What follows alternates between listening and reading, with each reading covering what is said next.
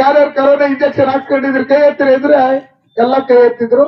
ಮೋದಿ ಅವರು ಕೊಟ್ಟಿರ್ತಕ್ಕಂಥ ಇಂಜೆಕ್ಷನ್ ಅವೇನಮ್ಮ ಗೊತ್ತು, ಅವ್ರು ತಲುಪಿದೆ. ಆಯುಷ್ಮಾನ್ ಭಾರತ್ ಕಾರ್ಡ್ ಯಾರ್ಯಾರು ಬಂದಿದೆ ಕೈ ಎತ್ತಿರಿ ಅಂದ್ರೆ ಕೈ ಎತ್ತಿದ್ರು, ಅದನ್ನು ತಲುಪಿದೆ.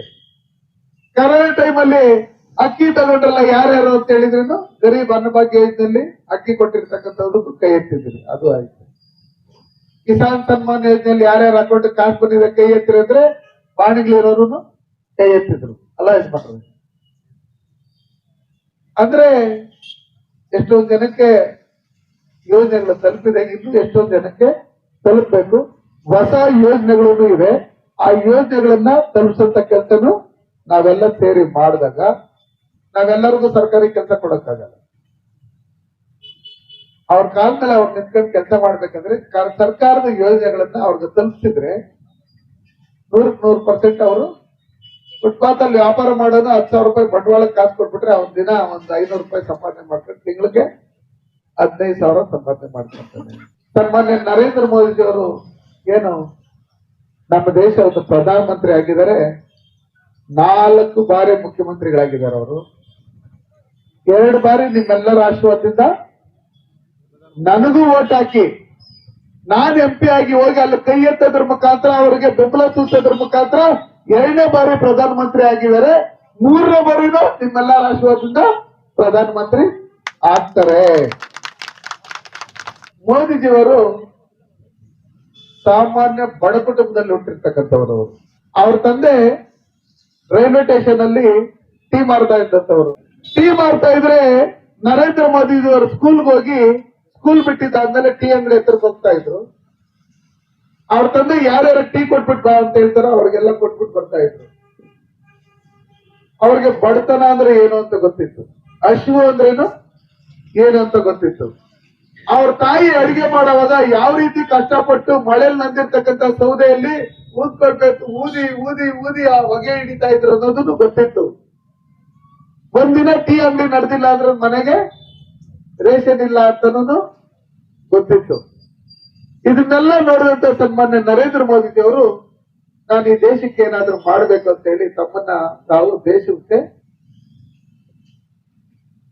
ದೇಶಕ್ಕೋಸ್ಕರನೇ ನಾನು ಅಂತ ಹೇಳಿ ಅವರು ಓದಂತ ಟೈಮಲ್ಲೂ ಇಡೀ ದೇಶದಲ್ಲೆಲ್ಲ ಸುತ್ತಾಡಿ ದೇಶದಲ್ಲಿ ದಿನ ಜನ ಏನ್ ಸಂಕಟ ಏನ್ ತೊಂದರೆಗಳು ಪಡ್ತಾ ಇದಾರೆ, ಏನೇನ್ ಮಾಡಿದ್ರೆ ಎಲ್ಲ ಗೊತ್ತಿತ್ತು. ಅವ್ರಿಗೆ ಗೊತ್ತಿರೋದ್ರಿಂದ ಅವ್ರು ಇಡೀ ದೇಶ ಓಡಾಡಿ ಏನೇನ್ ಮಾಡಿದ್ರೆ ಸರಿ ಹೋಗುತ್ತೆ ಅಂತ ಹೇಳ್ಬಿಟ್ಟು ಹೇಳಿ ಕನ್ಸ್ಕೊಂಡಿದ್ರು. ಅವ್ರು ಪ್ರಧಾನಮಂತ್ರಿ ಆಗಿದ್ದಾದ್ಮೇಲೆ ಮೊದಲನೇ ಯೋಜನೆ ಅವ್ರು ತಂದಿದ್ದು ಆಯುಷ್ಮಾನ್ ಭಾರತ್ ಕಾರ್ಡ್. ಅಲ್ಲಿ ಅವ್ರಿಗೆ ಹೆರಿಗೆ ಆದ್ಮೇಲೆ ಮತ್ತೆ ಮನೆ ಕರ್ಕೊಂಡ್ ಬಂದ್ಬಿಟ್ಟು ಅವ್ರಿಗೆ 6,000 ರೂಪಾಯಿ ಹಣ ಕೊಟ್ಟು ತಾಯಿ ಆರೋಗ್ಯವಾಗಿದ್ರೆ ಆ ಮಗುಗೆ ಒಳ್ಳೆ ಊಟ ತಿಂದ್ರೆ ಒಳ್ಳೆ ಮಾತ್ರೆ ತಿಂದ್ರೆ ಮಗುಗೆ ಹಾಲು ಕೊಡ್ಬೇಕು ಅಂತೇಳಿ 6,000 ರೂಪಾಯಿ ಆ ಬಾಳೆ ತಿರುಗಿ ಕೊಡ್ತಾ ಇರ್ತಕ್ಕಂಥದ್ದು ಸನ್ಮಾನ್ಯ ನರೇಂದ್ರ ಮೋದಿಜಿಯವರು. ಸನ್ಮಾನ್ಯ ನರೇಂದ್ರ ಮೋದಿ ಅವರು ಕೊಟ್ಟಿರ್ತಕ್ಕಂಥ ಯೋಜನೆಗಳೇನಿದೆ, ಬೆಳಗ್ಗೆಯಿಂದ ಸಂಜೆವರೆಗೂ 7 ಯೋಜನೆಗಳಿವೆ. ಅದನ್ನೆಲ್ಲ ನಾವು ಅನುಭವಿಸಿದ್ರಿ. ಈ ದೇಶ ಬಲಿಷ್ಠವಾಗಿರ್ಬೇಕಂದ್ರೆ, ಭದ್ರವಾಗಿರ್ಬೇಕಂದ್ರೆ, ನಮ್ಮ ದೇಶದ ಜನ ಎಲ್ಲ ಸುಖವಾಗಿ ಸಂತೋಷವಾಗಿರ್ಬೇಕಂದ್ರೆ, ಮತ್ತೊಮ್ಮೆ ಸನ್ಮಾನ್ಯ ನರೇಂದ್ರ ಮೋದಿ ಅವರು ಪ್ರಧಾನಮಂತ್ರಿ ಆಗ್ಬೇಕಂದ್ರೆ ಈ ಯೋಜನೆಗಳನ್ನೆಲ್ಲ ನಮ್ಮ ಅಧಿಕಾರಿಗಳು, ನಮ್ಮ ಮುಖಂಡಗಳು ಎಲ್ಲ ಜನರಿಗೆ ತಲುಪಂತ ರೀತಿಯಲ್ಲಿ ಕೆಲಸ ಮಾಡಿದಾಗ ಮಾತ್ರ ಇದು ಸಾಧ್ಯ ಆಗುತ್ತೆ. ಅದಕ್ಕೋಸ್ಕರ ನೀವು ಬಂದಿದ್ದೀರಿ. ಅವ್ರ ಆ ಪಾರ್ಟಿಯವ್ರನ್ನ ಓಟು ಗೀಟ ಅದೆಲ್ಲ ಬಿಟ್ಬಿಡಿ. ಅವರ ಕಾಲ ಮೇಲೆ ಅವ್ರು ನಿಂತ್ಕೊಳ್ಳೋದಕ್ಕೆ ಸರ್ಕಾರಿ ಯೋಜನೆಗಳೇನಿದೆ ಅದನ್ನ ತಲುಪಂತ ಕೆಲಸಗಳು ಮಾಡ್ಬೇಕು. ನಮ್ಮ ಮುಸ್ಲಿಮ್ಸ್ ಹೆಣ್ಮಕ್ಳು ಇಲ್ಲಿ ಕೂತಿದ್ದಾರೆ. ಹಿಂದೆ ನಾವು ನೋಡಿದಿರಿ, ನಮ್ಮ ಮನೆ ಸುತ್ತಮುತ್ತ ಸುಮಾರು ಜನ ಮುಸ್ಲಿಮ್ಸ್ ತುಂಬಾ ರಿಲೇಷನ್ ಕೂಡ ಒಟ್ಟಿಲ್ಲ ಅಂದ್ರೂ ಅಣ್ಣ ತಮ್ಮದಕ್ಕಿಂತ ಹೆಚ್ಚಾಗಿದ್ರಿ. ಅವ್ರ ಮನೆಗಳಲ್ಲಿ ಹೆಣ್ಮಕ್ಳಿಗೆ ಮದುವೆ ಮಾಡ್ಬೇಕಂದ್ರೆ ಸ್ಪೂನ್ ಇಂದ ಹಿಡಿದು, ಗ್ಲಾಸ್ ಇಂದ ಹಿಡಿದು, ಚೆಂಬಿಂದ ಹಿಡಿದು, ತಟ್ಟೆಯಿಂದ ಹಿಡಿದು, ಹಾಸಿಗೆಯಿಂದ ಹಿಡಿದು, ಮಂಚೆಯಿಂದ ಹಿಡಿದು, ಬೀರುಯಿಂದ ಹಿಡಿದು ಎಲ್ಲ ಕೊಟ್ಟು ಲಾಸ್ಟ್ ಅವ್ರ ಬಾಡಿಗೆ ಮನೆ ಬೇಕಾದ್ರೆ ಬಾಡಿಗೆ ಮನೆಗೂ ಅಡ್ವಾನ್ಸ್ ಕೊಟ್ಟು ಮತ್ತೆ ಅದಕ್ಕೆ ಕಾಸು ಕೊಟ್ಟು ಮದುವೆ ಮಾಡ್ಕೊಡ್ತಾ ಇದ್ರು. ಇದನ್ನ ಮದುವೆ ಮಾಡುವಾಗ ಎಷ್ಟೋ ಜನ ಸಾಲ ಮಾಡಿ ಮದುವೆ ಮಾಡ್ತಾ ಇದ್ರು. ಸಾಲ ಮಾಡಿ ಮದುವೆ ಮಾಡ್ತಾ ಇದ್ರು. ಬಿರಿಯಾನಿನೇ ಹಾಕ್ಬೇಕಲ್ಲಿ. ಮದುವೆ ಮಾಡಿದ್ದಾದ್ಮೇಲೆ ಎಲ್ಲರೂ ಚೆನ್ನಾಗಿ ನೋಡ್ಕೊಂಡಿದ್ದಾರೆ. ಗಂಡ್ಮಕ್ಳನ್ನ ಚೆನ್ನಾಗಿ ನೋಡ್ಕೊಂಡಿಲ್ಲ ಅಂತ ಹೇಳಿಲ್ಲ. ಕೆಲವರು ಹಜರತ್ ಹೇಳಿದ್ರನ್ನು ಕೇಳಲ್ಲ, ಅಲ್ಲಿ ಮೌಲಿಗಳು ಹೇಳಿದ್ರನ್ನು ಕೇಳಲ್ಲ.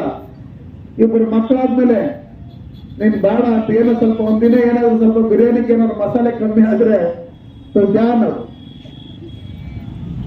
ಈ ಲೆಕ್ಕಾಚಾರದಲ್ಲಿ ಎಲ್ಲ ಬೇರೆ ಕಡೆ ಕೆಲ್ಸಕ್ಕೆ ಹೋಗೋರು ಬಾಂಬೆ ದುಬೈ ಅಲ್ಲೆಲ್ಲ ಓದಿರೆಲ್ಲ ಸುಮಾರು ಜನ ಚೆನ್ನಾಗಿ ನೋಡ್ಕೊಂಡಿದ್ದಾರೆ ನಮ್ಮ ಅಣ್ಣ ತಮ್ಮದ್ರು. ಕೆಲವ್ರು ಮಾತ್ರ 3 ತಿಂಗಳು ಕಾಸು ಕಳ್ಸೋರು, 4 ತಿಂಗಳು ಕಾಸು ಕಳ್ಸೋರು, 5ನೇ ತಿಂಗಳು ಫೋನ್ ಮಾಡಿದ್ರೆ ಫೋನ್ ಸ್ವಿಚ್ ಆಫ್. ಯಾರ್ದೋ ಹುಡುಕಿ ಇನ್ನೊಂದು ನಂಬರ್ ತಗೊಂಡು ಫೋನ್ ಮಾಡಿದ್ರೆ ಕ್ಯಾ ನಾನು ಫೋನ್ ಮಾಡ್ಬಿಟ್ಟ ನೀನು ಆಯ್ತು ಹೋಗ್ ತಲಾಕ್ ತಲಾಕ್ ತಲಾಕ್ ಅಂದ್ಬಿಡೋದು ಅಷ್ಟೇ. ಅದಾದ್ಮೇಲೆ ಇವ್ರು ಮೊಹರ್ ಅಂತ ಹೇಳ್ಬಿಟ್ಟು ಹೇಳಿ ಬಂಗಾರ ಕಟ್ತಾರೆ ಮಸೀದಿಯಲ್ಲಿ ಹಜರತ್ ಹತ್ರ ನಿಕಾ ಆಗುವಾಗ. ಅದು 10 ಗ್ರಾಮ 20 ಗ್ರಾಮ ಅವ್ರವರು ಏನು ಕೆಪಾಸಿಟಿ ಇರುತ್ತೆ ಅದ್ರ ತಕ್ಕಂಗೆ ಆ ದುಡ್ಡದ್ದು ಅಷ್ಟು ಬಂಗಾರ ದುಡ್ಡು ಅಲ್ಲಿ ಕಟ್ಬಿಟ್ರೆ ಅವ್ರಕ ಬಿಟ್ಟಂಗೆ. ಅದಕ್ಕೋಸ್ಕರ ಸನ್ಮಾನ ನರೇಂದ್ರ ಮೋದಿ ಅವರು ಹೇಳಿದ್ರು, ಈ ದೇಶದಲ್ಲಿ ಹೆಣ್ಮಕ್ಳು ಬಟ್ಟೆ ಬದಲಾಯಿಸಕ್ ನಾನು ಬಿಡಲ್ಲ.